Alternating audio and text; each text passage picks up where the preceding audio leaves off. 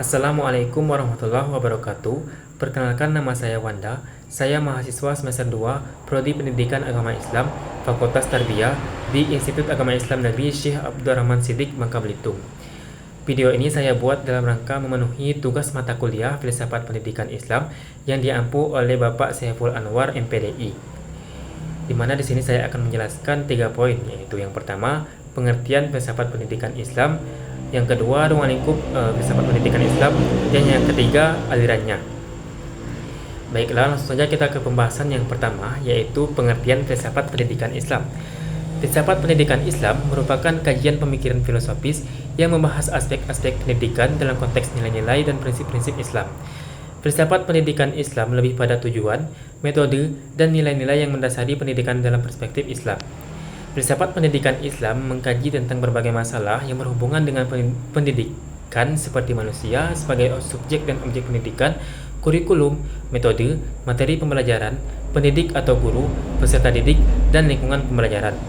Filsafat pendidikan Islam juga diartikan sebagai studi tentang pandangan filosofis dari sistem dan aliran filsafat dalam Islam terhadap masalah-masalah kependidikan dan bagaimana pengaruhnya terhadap pertumbuhan dan perkembangan manusia muslim serta umat Islam.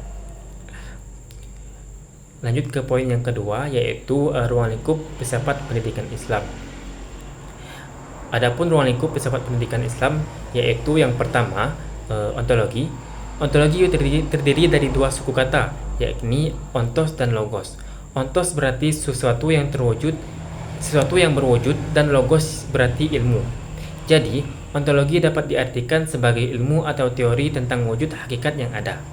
Yang kedua, epistemologi. Epistemologi berasal dari kata epistem yang berarti pengetahuan dan logos yang berarti ilmu. Jadi, epistemologi adalah ilmu yang membahas tentang pengetahuan dan cara memperolehnya. Epistemologi disebut juga teori pengetahuan, yakni cabang filsafat yang membicarakan tentang cara memperoleh pengetahuan, hakikat pengetahuan, dan sumber pengetahuan. Yang ketiga, aksiologi. Landasan aksiologi berhubungan dengan penggunaan ilmu tersebut dalam rangka memenuhi kebutuhan manusia dan manfaatnya bagi kehidupan manusia.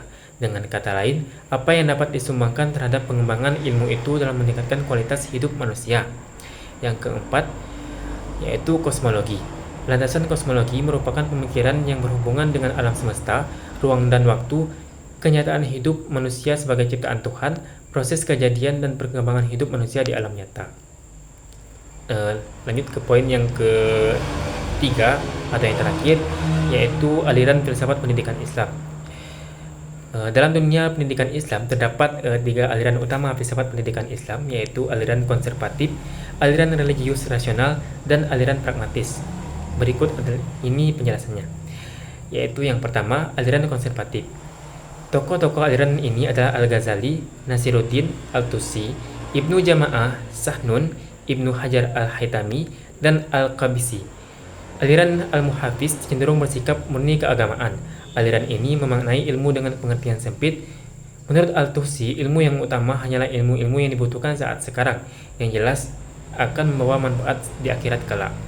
Al-Ghazali menegaskan bahwa ilmu-ilmu keagamaan hanya dapat diperoleh dengan kesempurnaan rasio dan kejernihan akal budi. Hal ini karena hanya dengan rasiolah manusia mampu menerima amanat dari Allah dan mendekatkan diri kepadanya.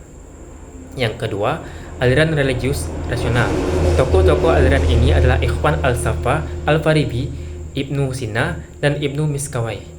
Aliran ini dijuluki pemburu hikmah Yunani di belahan dunia timur, dikarenakan pergumulan intensifnya dengan rasionalitas Yunani. Menurut Ikhwan al-Safa, yang dimaksud dengan ilmu adalah gambaran tentang sesuatu yang diketahui pada benak atau jiwa orang yang mengetahui.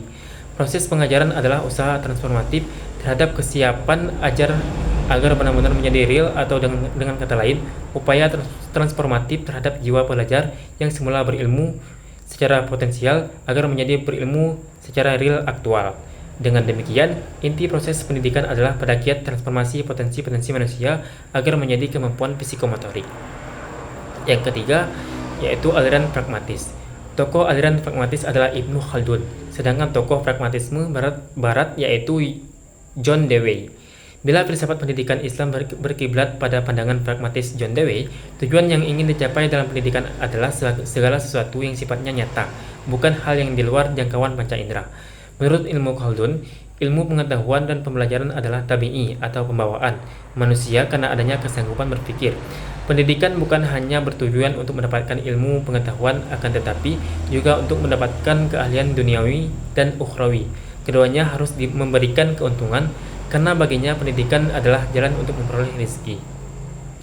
Baiklah, sekian penjelasan dari saya mengenai pengertian filsafat pendidikan Islam, ruang lingkup filsafat pendidikan Islam, dan alirannya. Semoga apa yang telah saya sampaikan dapat bermanfaat bagi teman-teman semua, dan mohon maaf bila ada banyak salah kata dalam penyampaian. Kepada Allah saya mohon ampun. Saya tutup. Wassalamualaikum warahmatullahi wabarakatuh.